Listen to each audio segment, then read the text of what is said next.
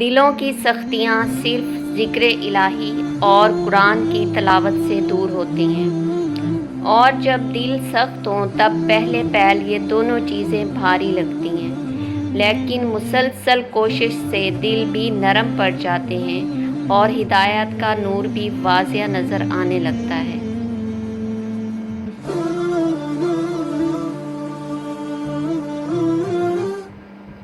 اے اللہ، جو چیز میرے مقدر میں نہیں ہے اس میں مجھے مبتلا نہ کر، اور جو چیز میرے مقدر میں ہے اسے میرے لیے بہتر اور آسان فرما۔ کتنے ہی خوش نصیب ہوتے ہیں وہ لوگ جو خالص اللہ کی خاطر جیتے ہیں اور اسی کی خاطر مرتے ہیں، جن کو دنیا کی لذتوں سے کوئی سروکار نہیں ہوتا۔ وہ فقط اسی سوچ میں ڈوبے رہتے ہیں کہ اللہ تعالی ہم سے راضی ہو جائے، اور کوئی دوسری بات انہیں پریشان نہیں کرتی۔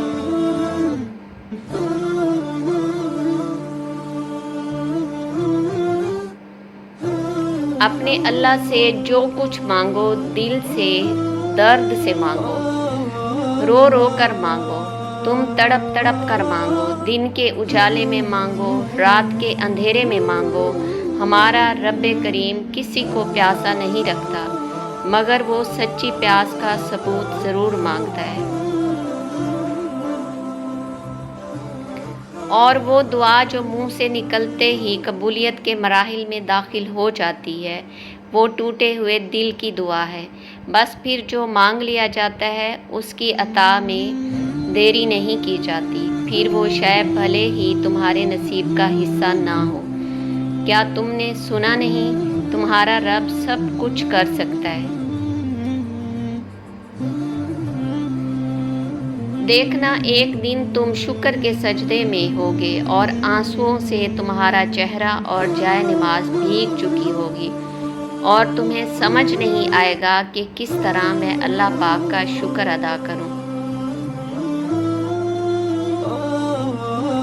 کبھی کبھی انسان کا یقین اتنا زیادہ ہوتا ہے کہ سب کچھ ختم ہونے کے بعد بھی وہ اللہ کی طرف سے ہونے والے کسی معجزے کے انتظار میں ہوتا ہے۔ وہ کہاں چھوڑتا ہے، ہم چھوڑ جاتے ہیں اسے، اور پھر ہر جگہ سے مایوس ہو کر واپس اسی کی طرف پناہ لینے آ جاتے ہیں، اور وہ بغیر کسی سوال یا شکوے کے ہمیں پھر سے تھام لیتا ہے، میرا اور آپ کا پیارا رب۔